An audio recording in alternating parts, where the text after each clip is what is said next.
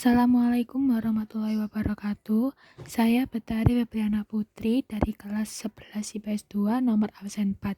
Di sini saya akan menjelaskan peta konsep pertumbuhan ekonomi. Materi yang akan dibahas di pertumbuhan ekonomi yaitu 1. Pengertian pertumbuhan ekonomi. 2. Faktor yang mempengaruhi pertumbuhan ekonomi. 3. Ciri-ciri pertumbuhan ekonomi. 4. Mengukur laju pertumbuhan ekonomi. 5. Teori pertumbuhan ekonomi. Pengertian pertumbuhan ekonomi. Pertumbuhan ekonomi adalah perubahan kondisi perekonomian yang terjadi di suatu negara secara berkesinambungan menuju keadaan yang lebih baik selama jangka waktu tertentu. Selanjutnya, ciri-ciri pertumbuhan ekonomi. Yang pertama, meningkatnya produksi barang dan jasa. Yang kedua, meningkatnya output per kapita. Yang ketiga, adanya perubahan pada sektor ekonomi. Faktor yang mempengaruhi pertumbuhan ekonomi. Yang pertama, sumber daya manusia atau SDM. SDM merupakan salah satu faktor produksi dalam ilmu ekonomi, di mana dengan meningkatnya SDM akan mempercepat naiknya pertumbuhan ekonomi. Ketika SDM itu naik, maka secara otomatis angka pengangguran itu akan turun dan angka kemiskinan juga akan turun. Faktor yang kedua, sumber daya alam atau SDA. SDA bagi suatu negara sangat berpengaruh terhadap pertumbuhan ekonomi secara langsung. SDA merupakan salah satu faktor produksi yang mampu meningkatkan pendapatan negara. Namun keberadaan sumber daya alam yang melimpah dan tidak diiringi dengan peningkatan SDM, maka penggunaan dan pemanfaatan SDA ini akan berujung pada eksploitasi berlebihan dan tidak bijak. Penting bagi kita untuk memanfaatkan sumber daya alam sebijak mungkin untuk masa depan lebih baik. Yang ketiga, kemajuan teknologi. Pemanfaatan kemajuan teknologi akan mengindikasikan dengan meningkatkan pula tingkat kecepatan dalam menghasilkan produk yang lebih cepat dan efisien. Faktor yang terakhir, tingkat inflasi. Inflasi ini amat sangat berpengaruh terhadap daya beli konsumen, maka itu pun akan berpengaruh terhadap pertumbuhan ekonomi. Selanjutnya, inilah cara mengukur laju pertumbuhan ekonomi dengan rumus sebagai berikut. Selanjutnya membahas teori pertumbuhan ekonomi. Teori pertumbuhan ekonomi dibagi menjadi beberapa bagian. Yang pertama, teori historis, yang kedua, teori klasik, yang ketiga, teori neoklasik. Oke, selanjutnya kita bahas teori yang pertama yaitu teori historis. Teori historis adalah teori yang berpandangan bahwa pertumbuhan ekonomi memiliki tahapan tertentu. Teori historis dikemukakan 5 tokoh. Tokoh yang pertama, Fritz List, dibagi menjadi 4 bagian. Yang pertama, berburu dan mengembara. Yang kedua, berternak dan bertani. Yang ketiga, bertani dan kerajinan. Dan yang keempat, kerajinan, industri, dan perniagaan. Tokoh kedua dalam teori historis yaitu Bruno Hildebrand. Menurut Bruno Hildebrand, pertumbuhan ekonomi menjadi 3 tahap. Yang pertama, masa tukar-menukar barang atau barter.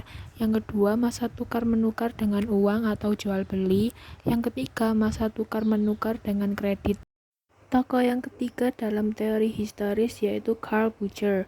Menurut Karl Bucher dibagi menjadi 4 bagian. Yang pertama rumah tangga tertutup, yang kedua rumah tangga kota, yang ketiga rumah tangga bangsa atau kemasyarakatan, yang keempat rumah tangga dunia. Tokoh yang keempat dalam teori historis yaitu Werner Sombart. Menurut Werner Sombart dibagi menjadi 3 zaman. Yang pertama, zaman perekonomian tertutup. Yang kedua, zaman kerajinan dan pertukaran. Dan yang ketiga, zaman kapitalis. Tokoh yang kelima dalam teori historis yaitu Walt Whitman Rostow. Menurut Walt Whitman Rostow, melalui 4 tahapan. Yang pertama, masyarakat tradisional. Yang kedua, prasyarat untuk tinggal landas. Yang ketiga, gerakan ke arah kedewasaan. Dan yang keempat, masa konsumsi tinggi. Lanjut ke teori yang kedua yaitu teori klasik. Teori klasik adalah teori yang diungkapkan oleh para ekonomi mengenai pertumbuhan ekonomi dari sudut pandang pertambahan penduduk. Teori klasik dikemukakan oleh 3 tokoh. Yang pertama, Adam Smith.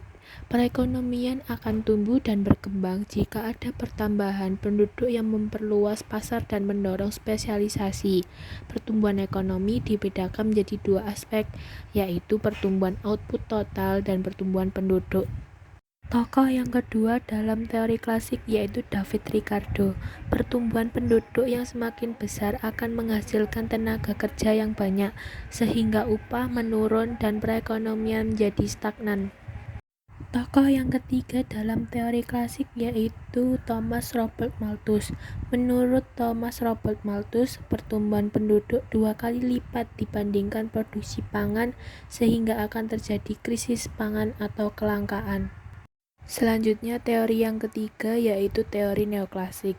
Teori neoklasik adalah teori ini lebih memperhatikan hal lain yang mempengaruhi pertumbuhan ekonomi selain pertumbuhan penduduk seperti kewirausahaan dan investasi. Teori neoklasik dikemukakan oleh 3 tokoh. Tokoh yang pertama yaitu Roy Forbes Harrod dan F.C.D. Domar. Adanya pembentukan modal atau investasi untuk mencapai pertumbuhan ekonomi yang teguh. Tokoh yang kedua dalam teori neoklasik yaitu Joseph Schumpeter. Menurut Joseph Schumpeter adalah pertumbuhan ekonomi sangat ditentukan oleh kemampuan kewirausahaan atau entrepreneurship. Tokoh ketiga dalam teori neoklasik yaitu Robert Merton Solow. Menurut Robert Merton Solow, dalam jangka panjang tingkat tabungan dapat menentukan modal dalam proses produksi. Sekian dan terima kasih saya menjelaskan peta konsep pertumbuhan ekonomi. Wassalamualaikum warahmatullahi wabarakatuh.